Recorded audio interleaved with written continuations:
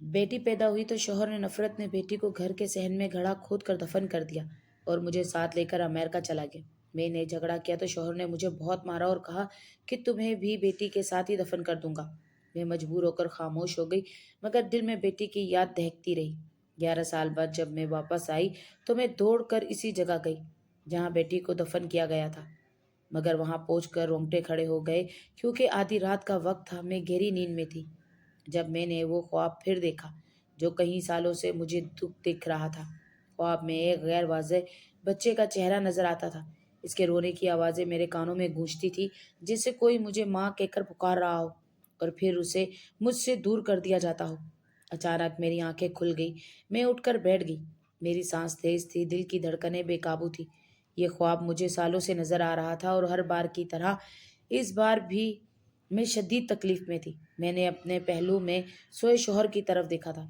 इसकी नींद पुरसुकून थी, इसके चेहरे पर इत्मीनान था, जैसे जो कुछ हुआ इसका इस पर कोई असर ही नहीं पड़ा। मैंने रोते हुए कहा, मोहसिन, आपने मेरे साथ अच्छा नहीं किया, आपने बिल्कुल भी अच्छा नहीं किया। मैं एक बार फिर बिखर गई, मगर मुझे संभालने वाला कोई नहीं था। अगले दिन मैंने हमेशा की तरह दिन का आगाज किया। मेरे शौहर ने मुस्कुराते हुए नाश्ता किया और दफ्तर चले गए। मैं पूरा दिन इसी ख्वाब के बारे में सोचती रही। तन्हाई मुझे काटती थी। काश मेरी बेटी मेरे पास होती, इससे आगे सोचना मेरे लिए मुमकिन ना था। हर ख्याल के साथ एक नई तकलीफ मुझे झंझोड़ देती। शाम हो गई, काफी वक्त गुजर गया, मगर मेरे शोर घर नहीं आए। इनका नंबर मुसलसल बन जा रहा था। मैं इंतहाई खामोश हो गई थी। तभी मोबाइल पर एक अनजान नंबर से कॉल आई। वो मेरे शोहर का दोस्त था। इसने मुझे बताया कि मेरे शोहर का एक्सीडेंट हो गया है, मगर वो खतरे से बाहर है। मैं कैसे बेफिक्र हो सकती थी। मेरे दिल पर जैसे पहाड़ टूट पड़ा। मैं फौरन अस्पताल पहुंची और वहां जाकर पता चला कि हकीकत इसके बताए बताए से कहीं ज्यादा संगीन थी। मेरे शोहर का बहुत बड़ा एक्सीडेंट हुआ था। इन्हें बहुत चोटें आई थी। टांग, बाजू, सर सब जख्मी था। कुछ वक्त तक वो चलने फिरने के काबिल भी नहीं थे। मुझे देखकर इनके आंखों में आंसू आ गए। वो मेरा हाथ पकड़कर कहने लगे, मैं ठीक हूँ नाजिया, तुम फिक्र मत करो। अल्लाह ने मुझे नई जिंदगी दी है। मैं मौत को करीब से देख कर आया हूँ। तुम इस तरह ना रो, तुम्हारा रोना मेरे लिए तकलीफ बढ़ा रहा है। मैंने खुद को मुश्किल से संभाला और फिर जी जान से इनकी खिदमत की। मेरी तवज्जो से वो कुछ ही दिनों में बेहतर हो गए, मगर मैंने महसूस किया कि इनके रवैये में बड़ी तब्दीली आ गई है। वो अक्सर गुमसुम रहते, किसी सोच में डूबे। एक दिन आधी रात को इनके रोने की आवाज पर मेरी आंख खुल गई। घबरा कर उठी, मोहसिन क्या हुआ, आपकी रो क्यों रहे हैं?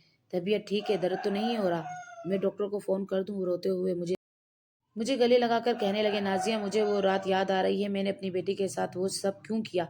मैंने अल्लाह की रहमत को खुद से क्यों दूर किया? काश मैं ये सब ना करता। काश तो मुझे रोक लेती तो आज ये सब ना होता। आज हमारी बेटी हमारे पास होती। 11 सालों में पहली बार उन्होंने इस मौजू पर मुझसे बात की थी। मैं सब भूल कर इनके दुख के साथ बह गई।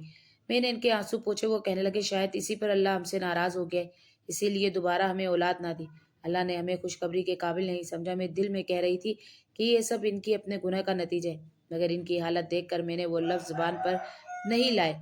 अब हर रोज यही होने लगा था। वो आधी रात को उठ बैठते और रोने लगते। कहते, ख्वाब में इस लड़की के रोने की आवाज आती है, जैसे वो मुझे पुकार रही हो कि मेरा क्या कसूर था जो आपने मुझे जिंदा दफन कर दिया। आखिर क्यों? इनकी यह हालत देखकर मेरे भी आंसू बहने लगते थे। अब वो बार बार कहते थे, चलो हम वापस पाकिस्तान चलते हैं, अपने इसी घर में जहाँ हमारी बेटी है। इसकी हालत पागलों जैसी हो गई थी। हर वक्त पछतावा, निदामत इन पर सवार थी। मैं ना जाने चाहती थी, मगर इनकी जिद की आगे हमेशा की तरह मजबूर हो गई। इस घर में मेरी खुशियां भी थी और वो खौफनाक दिन भी जब मेरे सामने सब हुआ था, मगर मुझे इनके साथ जाना ही था। उन्होंने अमेरिका की सारी जायदाद बेच दी। कहते थे, मैं अब इस सर्द मुल्क में नहीं रहूंगा। इसने मुझसे मेरी इंसानियत छीन ली। मैं गलत रास्तों पर चल पड़ा। मैंने बहुत गुनाह किए, बहुत लड़कियों को धोखा दिया, मगर अब नहीं। मैं टूट चुका था। अब मैं सिर्फ अपने घर वापस जाना चाहता हूँ। मुझे खुशी थी कि वो सुधर गए थे। हमारी वापसी का सफर शुरू हुआ। वे जहाज में बैठी तो अपने माजी में खो गई। मैं इस वक्त एफ ए पार्ट टू की नादान सी लड़की थी। एक दिन मैं अपनी सहेलियों के साथ पैदल घर जा रही थी जब मैंने नोट किया कि एक गाड़ी मुसलसल हमारा पीछे कर रही है। मैंने चंद बार पीछे मुड़कर देखा। मेरी सहेलियों ने भी बुरा सा मुंह बनाकर कहा, मगर मैंने उसे समझ के नजरअंदाज कर दिया। मगर ये मामूल बन गया था। रोज छुट्टी के वक्त वही गाड़ी हमारे पीछा करती है। एक दिन वो गाड़ी मेरे सामने आकर रुक गई। बुरी तरह घबरा गई। गाड़ी से एक नौजवान लड़का निकला, मेरे सामने आके खड़ा हो गया। वो बहुत ही स्मार्ट और अमीर लग रहा था। इसकी गहरी आंखें मेरे चेहरे पे जमी थी, जैसे वो मुझे पहली बार नहीं बल्कि बहुत अरसे से जानता हो। मैं घबराहट में वहां से जाने लगी तो इसने मेरा रास्ता रोक लिया और पूछा, क्या नाम है तुम्हारा? क्या करती हो? मैंने फौरन नजर झुकाकर कहा, देखिए, मेरा जो भी नाम है इससे आपको क्या लेना देना। मैं एक शरीफ और गरीब घराने से ताल्लुक रखती हूँ। आप बार बार मेरे रास्ते में मत आया करें, मेरे लिए मसला हो जाएगा। मेरी बात सुनकर वो हंस पड़ा और बोला, मुझे ये बताओ, तुम किसी को पसंद तो नहीं करती? इसकी बात सुनकर मेरा चेहरा शर्म और गुस्से से सुर्ख हो गया। मैंने कहा, आप हद से बढ़ रहे हैं। मैं आपको जानती तक नहीं हूं और आप इतने बेहुदा सवालात कर रहे हैं। मेरी सहेली नीलम ने मेरा बाजू पकड़ा और घसीट कर आगे ले गई। कहने लगी, क्या पागल हो गई हो? क्यों इस आदमी के मुंह लग रही हो? अगर मोहल्ले वालों ने देख लिया तो हमारा जीना हराम हो जाएगा। अपनी बदनामी के साथ मुझे भी मरवाओगी। मैंने नीलम की बात मानकर कदम तेज कर दिए। कुछ दिन गुजरे तो हमें लगा कि शायद वो गाड़ी मेरा पीछा करना छोड़ चुकी है। मैंने सुकून का सांस लिया, मगर ये सुकून ज्यादा देर ना चला। इस दिन जब मैं घर आई तो वही गाड़ी मेरे घर के सामने खड़ी थी। मैं और नीलम दोनों के चेहरे सफेद पड़ गए। ये मेरे घर कैसे पहुंच गया? क्या शिकायत लगाने आया है? इस दिन जो मैंने उसे डांटा था, नीलम ने डरते हुए कहा, अल्लाह खैर करे, अगर इसने कोई बात गलत कर दी तो तुम्हारे अब्बू तो किसी को नहीं छोड़ते। मैं सहम कर आहिस्ता आहिस्ता घर में दाखिल हुई तो अम्मी का चेहरा खुशी से दमक रहा था। और जब मैं किचन में आई तो डर के मारे मेरा दिल बैठ गया, क्योंकि मैंने किचन के दरवाजे के पास से गुजरते हुए इसी लड़के की आवाज़ सुनी। वो कह रहा था, मैं दुनिया में अकेला हूँ, मेरे माँ बाप एक्सीडेंट में मर गए हैं, इसलिए मैं खुद रिश्ता लेकर आया हूँ। मैं आपकी बेटी को बहुत खुश रखूंगा, उसे कभी किसी चीज़ की कमी नहीं होने दूंगा। तब मुझे यकीन हो गया कि वो मेरे घर रिश्ता लेकर आया है। अम्मी ने भी इस बात की तस्दीक कर दी। मैं शौक में थी, ये कैसे मुमकिन था? मुआज चंद बार देखकर वो मुझसे शादी करने का फैसला कैसे कर सकता है? मुझ में ऐसी क्या खास बात थी? मैं एक गरीब घर की लड़की और वो देखने में बहुत अमीर। अम्मी अब्बू ने ज्यादा सोचने का मौका ही ना दिया। मेरी रजा जाने बगैर मोहसिन के साथ मेरी शादी तय कर दी। 1 महीने के अंदर अंदर मैं दुल्हन बनकर इसके घर आ गई। दिल में हजारों विस्वसे लिए, मगर मोहसिन की मोहब्बत ने मेरा हर डर खत्म कर दिया। वो मेरा बहुत ख्याल रखता था। इतनी बड़ी हवेली, इतने नौकर, मुझे कोई काम ही नहीं करना पड़ता था। शाम को वो मुझे घुमाने ले जाता था। जल्द ही मुझे खुशखबरी भी मिल गई कि मैं माँ बनने वाली हूँ। मोहसिन बहुत खुश था, मगर एक दिन इसने एक अजीब बात कही कि उसे बेटी नहीं चाहिए, उसे सिर्फ बेटा चाहिए। इसने कहा, अगर बेटी हुई तो वो उसे मार डालेगा। मगर मैं इसकी बात सुनकर पत्थर की हो गई। बेटा नेमत है तो बेटी रहमत।